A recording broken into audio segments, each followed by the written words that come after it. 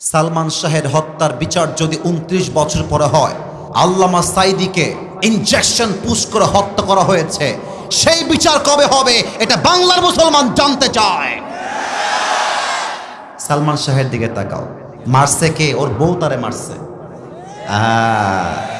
বাবুরা, নারী জাতি সম্মানের জাতি, মায়ের জাতি, সম্মান করবা, বাট বিশ্বাস সব নারীকে করতে গেলে বাস খাবা, আর কিছুই খাবা না। আর একটা কথা মাথায় রাখবা, বেশিরভাগ নারী নষ্ট হয় মায়ের জন্য। মা নষ্ট, মেয়ে নষ্ট। মা ভালো, মেয়ে ভালো। যত মেয়ে নষ্ট হয় দেখবা খবর নিয়ে ওর মাও নষ্টা, মেয়েও হয়েছে নষ্টা, ঠিক কিনা বলো? আর নারীরা মিথ্যা বলতে পারে খুব সাজিয়ে, আমি তোমাকে ছাড়া বাঁচবো না, তোমাকে ছাড়া আমি মরে যাব। আরে বাবু, दाल में कुछ काला तो जरूर है, धोखे में पड़ना नहीं है, ये जिंदगी अपना जिंदगी है, किसी लड़की के लिए अपनी जिंदगी बर्बाद हो जाएगा ये तो नहीं हो सकता मेरे दोस्त। একটা মেয়ে ধোকা দিয়েছে মানেই যে আমি বেকা হয়ে যাব? নো। আরে ওর জন্য একটা বিয়ে জায়েজ, আমার জন্য 4টা বিয়ে জায়েজ। ও একটা করবে, আমি 4টা করে দেখায় দিব, পরোয়া টাইম নাই। 29 বছর পরে ইনভেস্টিগেশন করে আপনার সালমান শাহের খুনি বের করছেন, আর বাংলাদেশের কোরআনের উজ্জ্বল নক্ষত্র, কোরআনের পাখি আল্লামা সাঈদীকে জেলখানায় ঢুকিয়ে 12টা বছর নির্যাতন করে শহীদ করা হয়েছে। এর বিচার কবে হবে? আমরা জবাব চাই। বাগমারার ভাইরা বলেন।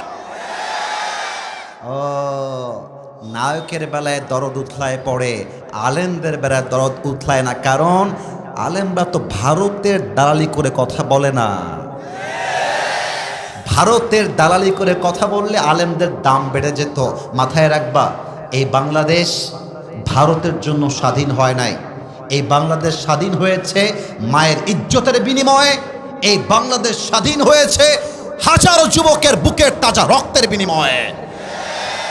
এই বাংলার একটা মাটিও আমরা ভারতের জন্য ছাড়তে রাজি না।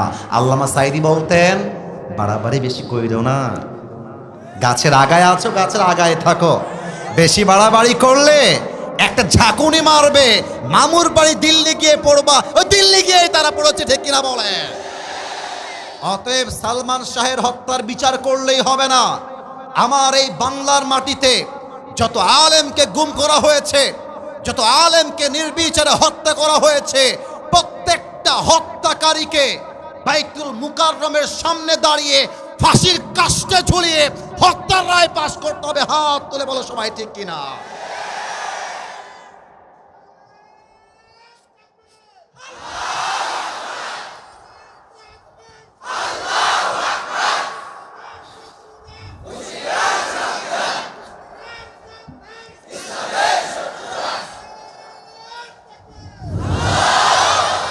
আল্লাহ যেন স্লোগান কবুল করে, পড়েন সবাই আমিন। আগামীর সংসদ আমরা কোরআনের সংসদ দেখতে চাই। ব্রিটিশ আইন চলবে না। এই বাংলাদেশে 90% বেশি মুসলমানরা রয়েছে। বলেন না ভাই, বলেন বলেন। তো যেই দেশের বাসিন্দা 90%-এরও বেশি, সেই দেশের আইন ব্রিটিশ আইন দিয়ে চলে কেমনে? আমরা তো বুকের তাজা রক্ত ব্রিটিশ আইনের জন্য দেই নাই, আমরা বুকের তাজা রক্ত দিয়েছি বাংলার মাটিতে ইনসাফ কায়েম করবার জন্য। বলেন। এক নাম্বার কথা, তোমরা আগামীর বাংলাদেশকে কোরআনের বাংলাদেশ গড়বার জন্য যুদ্ধ করতে প্রস্তুত থাকবা, নাম্বার 1। নাম্বার 2, আমি জানি এই নাম্বার 2 কথা বলার জন্য আগামীকাল চায়ের দোকানে আমাকে নিয়ে অনেক বাজে মন্তব্য হবে। ইনস্পাইট অফ নোয়িং দ্যাট, ওটা জানা সত্ত্বেও আমি বলছি, কারণ সত্যের সঙ্গে মুমিন কখনো আপোষ করতে পারে না। দেখা যাক আপনারা আমাকে ঠিক কেমনে বলেন, ঠিকের আওয়াজই বলবে আপনারা কি আমার সঙ্গে দ্বিমত না একমত। আমরা বিগত দিনে নারীদেরকে প্রধানমন্ত্রী ক্ষমতার চেয়ারে দেখেছি, বাট আগামীর বাংলাদেশে কোনো নারীকে ক্ষমতার চেয়ারে বাংলার মুসলমান চুল পরিমাণ বরদাস্ত করতে পারবে না। কোনো নারীকে আমরা দেখতে চাই না ক্ষমতায়। যত সব ফিতনার মূল এই নারীরাই সব। আপনাদের বউ আছে কার কার? একটু হাত তোলেন তো। বউ থাকলে হাত তুলবেন। মাশাআল্লাহ, এত জনের বউ আছে। বাবারে বাবা, হাত নামান। এবার যারা কপাল পোড়া হতভাগা, ইন্না লিল্লাহ, তোমরা সবাই সিঙ্গেল নাকি? তোমাদের বউ নাই? আমি বিশ্বাস করি না। আল্লাহ সবাইকে দিনদার নেককার বউ দিয়ে দিক, পড়েন সবাই আমিন। শীতকালে যার বউ নাই তার জীবনে কিছু নাই, যুবক ভাইরা বলো না, সবাই বলো। এবারে সংগ্রাম, বিয়ের সংগ্রাম, এবারে সংগ্রাম চরিত্র রক্ষার সংগ্রাম, এবারে সংগ্রাম ব্রেকআপ করার সংগ্রাম, এবারে সংগ্রাম হারামকে ছেড়ে হালাল ধরবার সংগ্রাম। R15 যুবকদের মন খুশি হবে না, আইফোন দিয়ে মন খুশি হবে না। মন খুশি করতে চাইলে প্রত্যেকটা যুবকের ঘরে বউ লাগবে, আর কিছুই লাগবে না। আব্বা একটু বুঝেন, আল্লাহ বাবাকে বোঝার তৌফিক দান করে, পড়েন সবাই আমিন। একটু মজা করলাম, সব কথাই বললাম, রাগ করবেন না। আমরা এখন তাকবীর দিয়ে তাফসিরে ঢুকে যাব। প্রথম তাকবীর দিবেন আমার প্রিয় বিবাহিত ভাইয়েরা। বিবাহিত ভাই যারা এসেছেন না, বিবাহিত ভাইরা একটু কাশি দেন দেখি, দেখা যাক কে কত নাম্বার পায়। বিবাহিত ভাইরা তাকবীর দেবেন।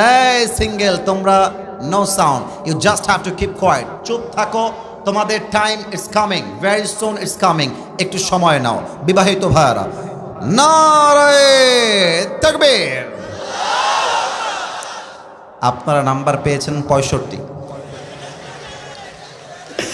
এবার সিঙ্গেলদের পালা। সিঙ্গেলরা একটা কাশি মারো। আব্বা জান, আমি কিন্তু ভুলভাল নাম্বার দিব না, দেখা যাক কারা জিতে। সিঙ্গেলদের পালা। বিবাহিত ভাইরা গলায় তালা মারতে হবে। সিঙ্গেল না, তাকবীর দাও, লিল্লাহি তাকবীর। বিবাহিত ভাইরা আমাকে মাফ করে দিবেন। আজকে আমার সিঙ্গেল ভাইরা 90 নাম্বার পেয়ে পাস করেছে, ঠিক কিনা? আর কোনো ভাগাভাগি নেই। শেষ তাকবীর এমন জোরে দিবেন আমি আসিফ হুজুর স্টেজ ভেঙ্গে উল্টে নিচের দিকে পড়ে যাব। দেখা যাক, সবাই একটা কাশি দেন, ভাগাভাগি নাই, সবাই। আর একবার দেখা যাক আমরা সবাই কাপুরুষ না বীর পুরুষ। নারায়ে তাকবীর। আল কোরআনের আলো ঘরে ঘরে না সংসদে জালো। ওকে, লেটস রিপিট अगेन। আল কোরআনের আলো, আল হাদিসের আলো, কোরআন হাদিস যেখানে,